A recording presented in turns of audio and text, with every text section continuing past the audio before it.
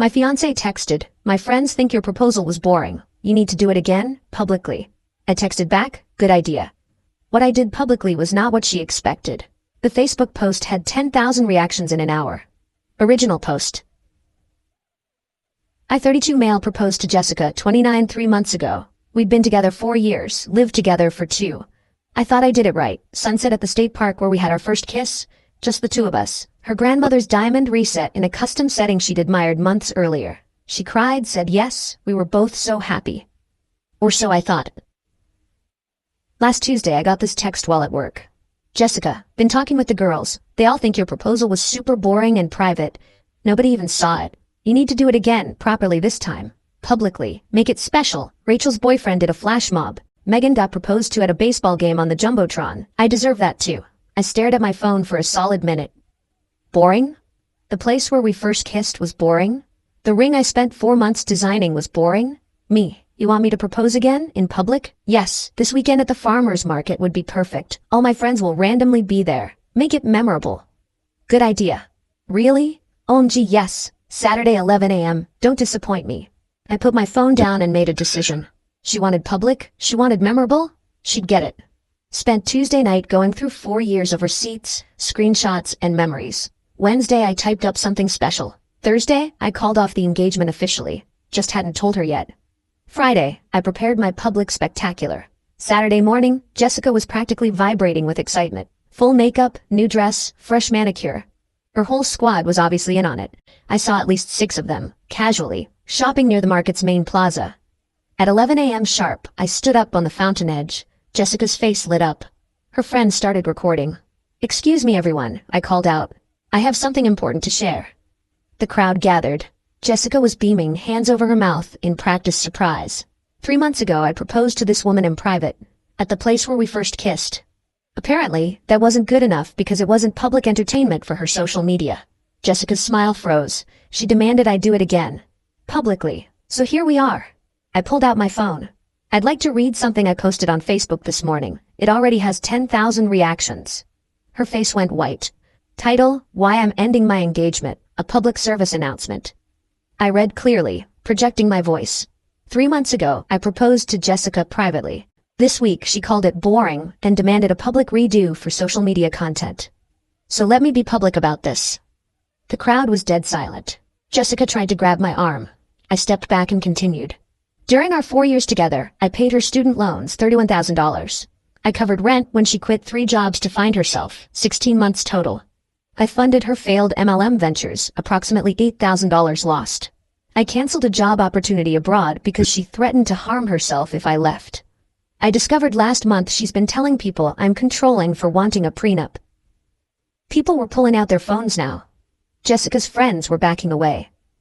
But the real kicker? 2 weeks ago, she told her sister I was marriage material, not fun material, and that she planned to keep her ex as a friend after marriage. Screenshots included in my Facebook post. "Stop!" Jessica screamed. "You're humiliating me." "You wanted public, Jessica. This is public. Oh, and the ring?" I pulled out the box. "Your grandmother's diamond is safe. I had it removed and will return it to your family. This ring is cubic zirconia. Just like this relationship. Fake shiny nonsense for show." I tossed the box at her feet.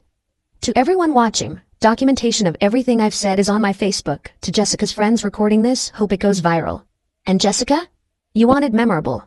Is this memorable enough? I walked away.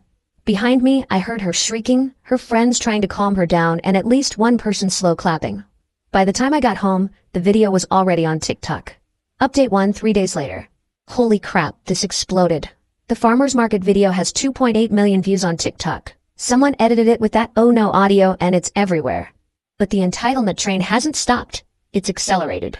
Sunday morning, day after the market incident, I woke up to 47 missed calls.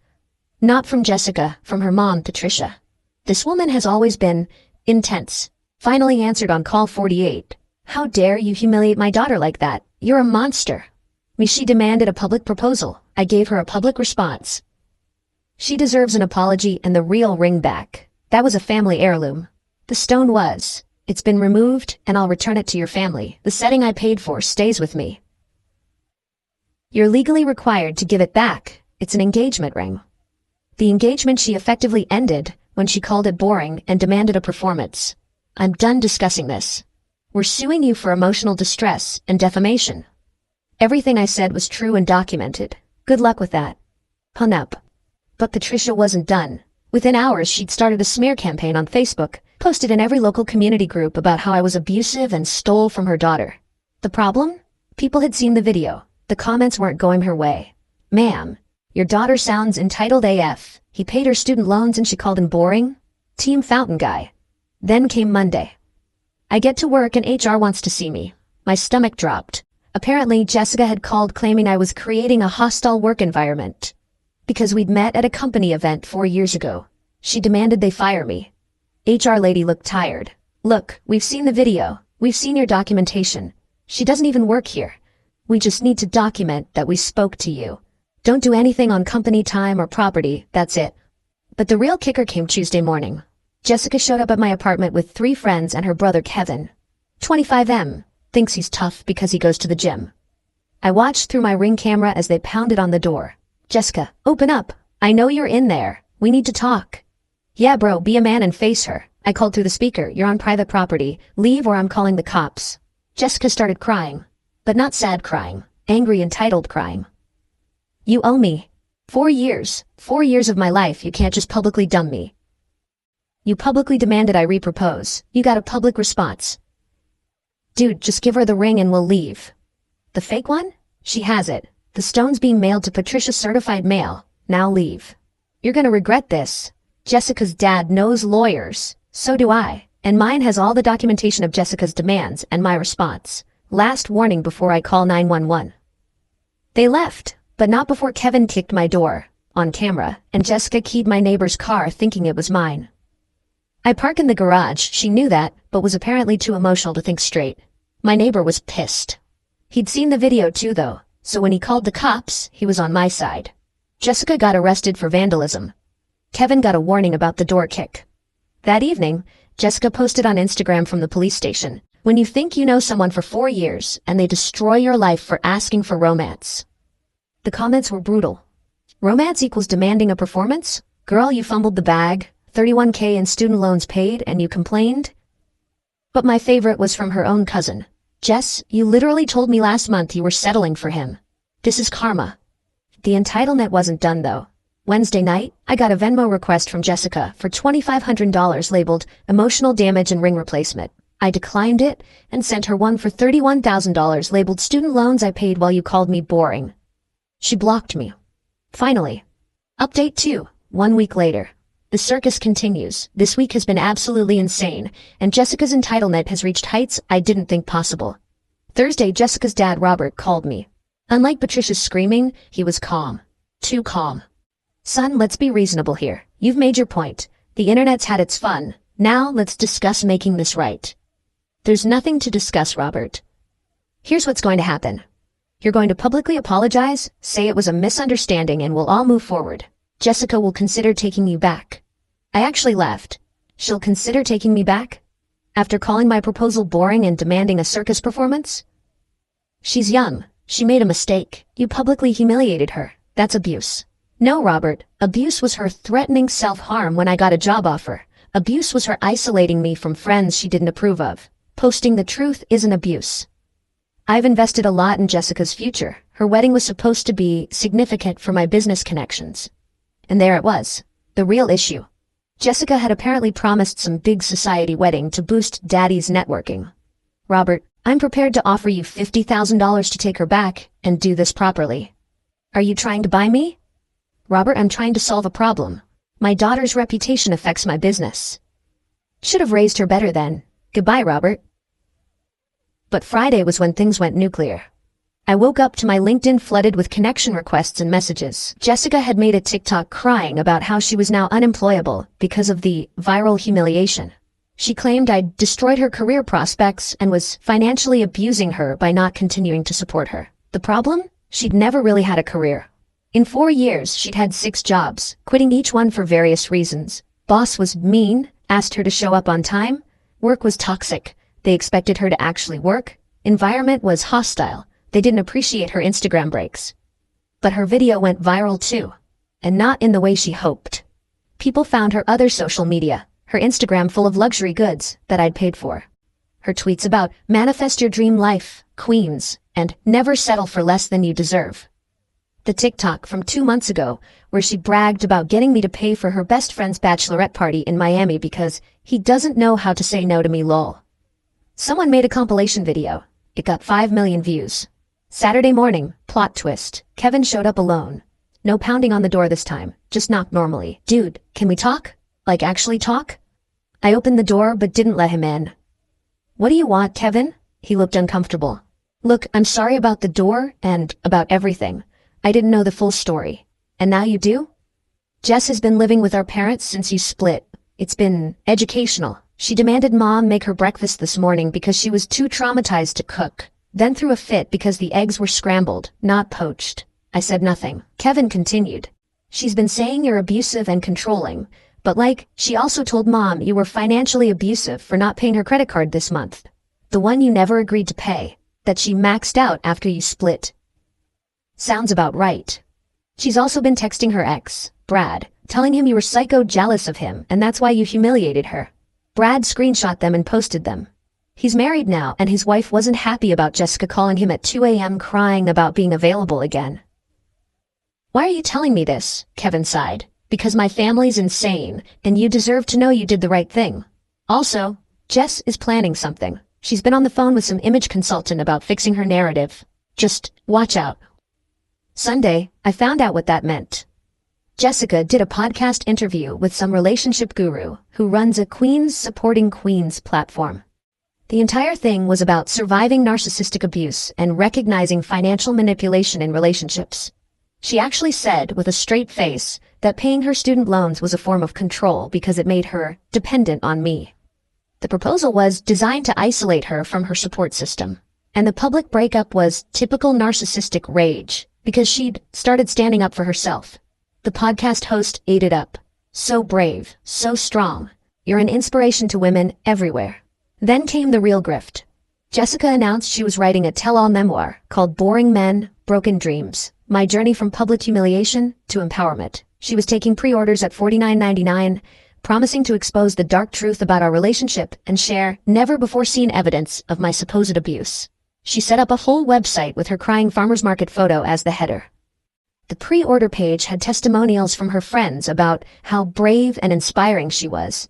Patricia even wrote one calling me a master manipulator who used money to control an innocent young woman. Within hours, the internet investigators went to work. Someone found that the website's testimonials were just copied from other self-help books with names changed. Another person discovered the ISBN number she was using belonged to an already published cookbook about grilling techniques. But the best part?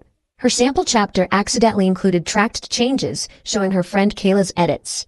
Comments like, "This sounds too fake," and "Nobody will believe he said this," and "Maybe tone down the victim stuff a little," were still visible in the document she uploaded. The literary community roasted her. Book Twitter had a field day. Someone started a parody account writing excerpts from the book that were just increasingly absurd claims. My favorite, he insisted on breathing the same air as me, which I now recognize as atmospheric abuse.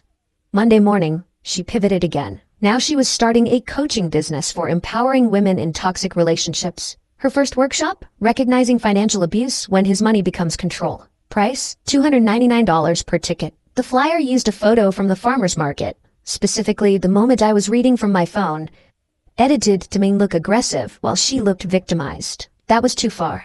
I called my lawyer. Final update, 3 weeks later. The legal letter shut down Jessica's consulting business before it started. Turns out using someone's image for commercial purposes without consent while making defamatory claims is legally problematic. Who knew? Jessica responded by having Patricia call me sobbing about ruining Jessica's only chance at independence. The irony of calling her grift attempt independence while demanding I fund her life was lost on them. But the real finale came 2 weeks ago. Jessica's friend Megan, the one with the baseball stadium proposal, reached out. She wanted to meet for coffee. Against my better judgment, I agreed. "I owe you an apology," she started. "We all encouraged the public proposal thing. We made her feel like yours wasn't good enough." "Why?" Megan looked ashamed. "Honestly, jealousy. Your proposal sounded perfect. Personal, meaningful, thoughtful. But Jessica kept saying she felt left out because we all had these big public moments and stories to tell. We fed into it. She paused, then added, "Also, you should know, Brad contacted her first, not the other way around. He saw the farmer's market video and thought she'd be fun now that she was single. When she started talking about getting back together with you for the money, he leaked everything." "Wait, she was planning to get back with me?" Megan nodded. "The plan was public reproposal, huge wedding, wait a year, then divorce with alimony. She literally called it her retirement plan. Her dad was in on it. That's why he offered you money." I sat there, coffee getting cold, processing this. Megan continued. "Rachel and I were there when she was coaching with that image consultant. The woman told her to claim abuse for sympathy and donations. Jessica laughed and said, 'He was so boring, making him sound abusive will be easy.' Why are you telling me this?" "Because it's wrong. And because Jessica's now trying the same thing with another guy. Met him 2 weeks ago. Already talking about marriage. He deserves to know what he's getting into." She gave me his contact info. I reached out, sent him the video and documentation. He thanked me and blocked Jessica that same day. Last week was the grand finale. Jessica made one last-ditch effort. She created a fake Instagram account and DM'd my sister, telling her I was mentally unstable and dangerous and she should check on me. My sister, who'd never liked Jessica, screenshot everything and sent it to me. That was enough for a restraining order. Jessica was served papers at her parents' house. According to Kevin, who texted to apologize again, she had a complete meltdown. Threw things, screamed about the injustice, and then demanded her parents sue me for destroying her life. Robert finally had enough. Told her she had 30 days to get a job and move out.